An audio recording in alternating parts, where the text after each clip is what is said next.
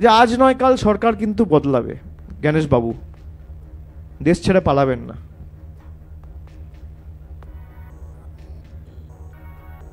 BJP থাকবে না, দেশের সংবিধানটা থাকবে। অমিত শাহ থাকবে না, দেশের সংবিধানটা থাকবে। যেখানে যাবেন খুঁড়ে নিয়ে আসবো, জবাবদিহি মানুষের কাছে দিতে হবে। মানুষের জন্য কাজ করতে আপনারা বদ্ধপরিকর, কোনো রাজনৈতিক দলের জন্য নয়।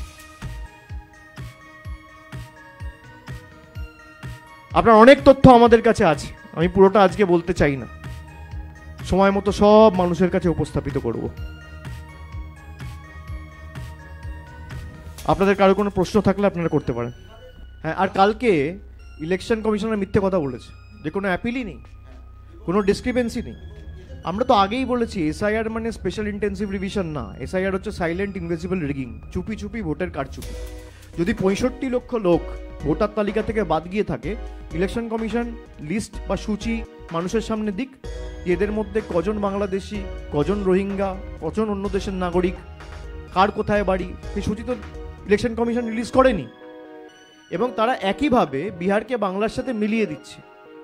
বিহার বাংলা এক নয়, সেটা বিজেপির নেতারা বুঝেছে, সেই জন্য তারা আর শত্রু না হয়ে আগে গণেশ কুমারকে এগিয়ে দিয়েছে, তাদের ঘাড়ে বন্দুক রেখে অমিত শাহ চালাচ্ছে। এবার বাংলা যেভাবে শিক্ষা দিয়েছে বিজেপিকে 2021-এ, 24-এ, 26-এও ব্যতিক্রম হবে না। যে কটা আবর্জনা বেঁচে রয়েছে আপনারা দেখবেন সব কটাকে বঙ্গোপসাগরে বিসর্জন দেবে বাংলার মানুষ। না, এফআইআর তো পরিবারের সদস্য করবে।